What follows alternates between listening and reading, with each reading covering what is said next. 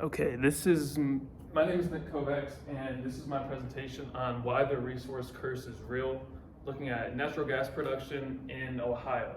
So basically, you can see here from this graph that natural gas production in Ohio has skyrocketed exponentially in recent years. And so just kind of know that as the presentation progresses. So what kind of sparked my interest was this documentary I watched called Gasland. It was created by Josh Fox, who's a documentarian that got pretty famous off of this, and he actually made a second one a couple years after. But it cast the energy industry in probably the worst light possible, and was certainly a polarizing documentary. But what caught my interest were the images associated with the documentary. They kind of speak for themselves. So I was taken back by how the size of and scale of the operation needed to produce energy and extract natural gas. I was taken back by the amount of machinery and the trucks associated. So this is a picture of 8 wellheads on a fracking site. And I was amazed that these places are pretty much just carved into like the side of mountains all over Ohio, Pennsylvania, and West Virginia. So one of the first things I found that are really bad about the industry were these wastewater pits that are outside of fracking sites that basically trap this toxic, dirty water that is difficult and risky to transport and clean and can't really be disposed of. So this is actually a picture from a saltwater injection site just south of Edinburgh on 183. I drove back here one day and took this picture that's facing the road as you leave. So these are giant tankers that hold wastewater. It's also a wastewater transportation site, so trucks from Pennsylvania come in and bring their wastewater here to be taken out and transported all over Ohio, because Ohio is a disposal site for states like Tennessee, West Virginia, and Pennsylvania to take their wastewater. But this is actually one of those pits from the other pictures. And as you can see, the water here is green around the outer edge, but then blue in the middle. And I know it's hard to see with the lighting, but at first I thought that there were shadows from the trees here, but that is the true color of the water, because the shadows, the sun is the opposite direction, so the shadows would not be casted over the water. So like I said, this is just south of Edinburgh and on 183, and all it's really marked by is a sign that says truck entrance. But it's just one example of the many places in Ohio that are like that. So I started to do some research and found out about the history of coal mining in Ohio and how it was not regulated or taxed back then. And basically, these giant energy companies came in with these earth movers that tore up the ground and tried to extract as much coal from underneath as possible. But part of the problem was that it wasn't regulated, or no one was held accountable for any of the reclamation work that was needed. So you have places in Ohio that still look like this and have remnants of that industry today. So I began to do some more pertinent research, and I found out that Ohio basically charges really low severance taxes on the production of non-renewable energy.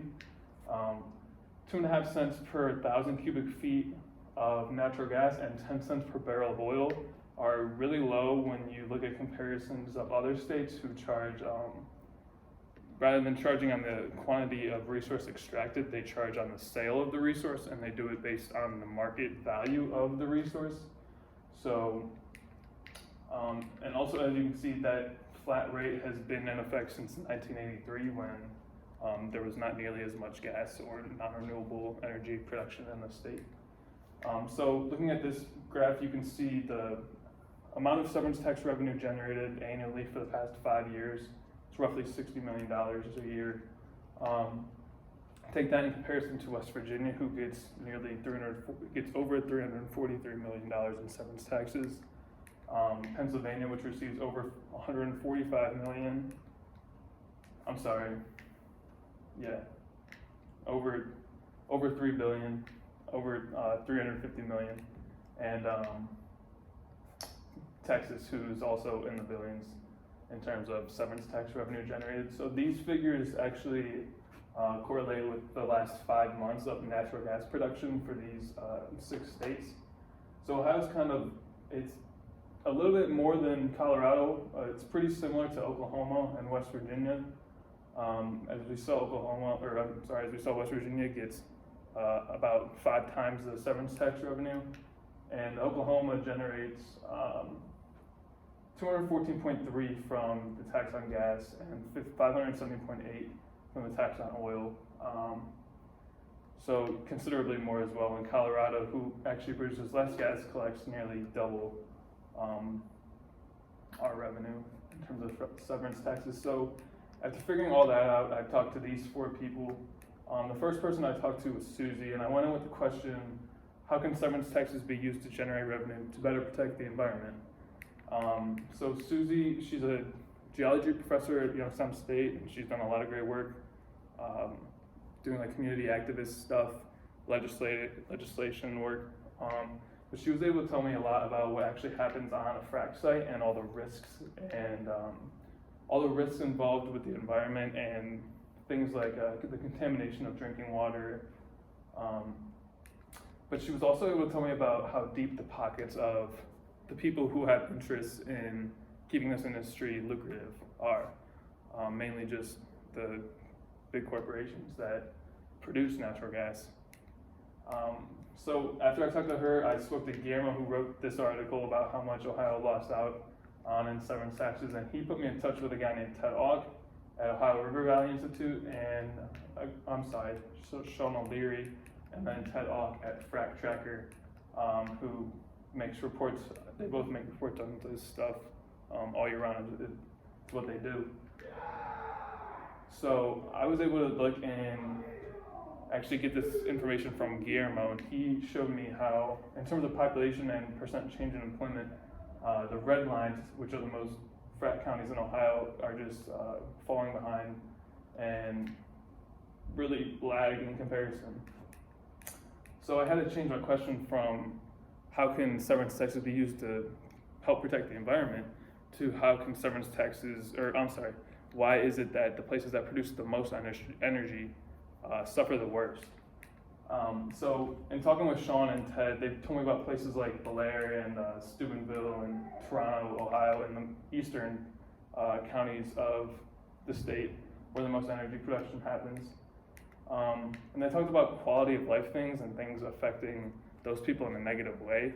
The constant hum of trucks going through, moving this stuff, the increased smog and pollution associated with the industry being present in a community, and then the risks involved, again, in the transportation and accidents and negligence and spills and leaks that increase because of the presence of the industry, along with the unreliability of even having clean drinking water from your tap. So they also both talked about this fact that the energy production never really made as much money as experts thought. After the price of gas went down in 2011 and 2012 because of the boom, and there was just more supply because the efficiency of the technique had just generated so much extra gas so easily that the price went down. It just never really recovered, and these companies are still feeling the effects of just the energy industry honestly becoming too efficient. But Ted had started actually doing a lot of work regarding pipelines because there are pipelines in legislation trying to be passed. And he told me a lot about the dangers and risks associated with that, with the pipelines that are beneath our feet. So these numbers are for the pipelines that distribute the gas, and as you can see, they're the highest risk. They cause the most damage, and they hurt the most people. These figures are basically the moving and transportation of the fracking wastewater and disposal of the water, and then these numbers are for basically actual accidents on the well sites. So this image is the natural gas pipelines currently beneath our feet, and the purple ones are like interstate, and the blue ones are intra. But basically, they're just dug beneath our feet. There's really nothing too special about how they go into the ground. And they just kind of sit there. And then this is actually a map of some of the proposed pipelines that are trying to get passed in legislation. So during all this, I was also trying to figure out basically where the money went. And it turns out that it all gets funneled into ODNR to oversee and regulate the industry, which is all well and good, but you can see where the money is broken down within ODNR. But one of the biggest problems is that the money just isn't being directed to help the local communities that are most severely impacted by it. It's going all into ODNR. And even when I was talking with Sean and Ted, they both expressed concern about how well the industry is regulated and overseen from ODNR. There's just lacks of data and gaps in knowledge from them that Sean and Ted were really able to fill me in a lot about. So with the current disposition of the revenue, a tax increase really wouldn't do anything because all that money is going into ODNR. What needs to happen is the implementation of renewable energy sources, and those contracts need to go to people in those regions that were most affected by the fracking boom. So the major problem is that what I just explained, improper regulation and oversight from ODNR, from the funds they receive. The second major problem is that the US and the world in general just has a huge dependency on oil, which is hard to get rid of. And the third and final major problem is that more money just needs to come off the top of the major corporations in general around the world, and especially in the US. So where does that leave us? It leaves us with this mess of all of these wellheads to be capped and really no money to do it. So looking forward, the implementation of alternative forms of energy is going to be key in also assisting the cleanup of the non-renewable energy industry.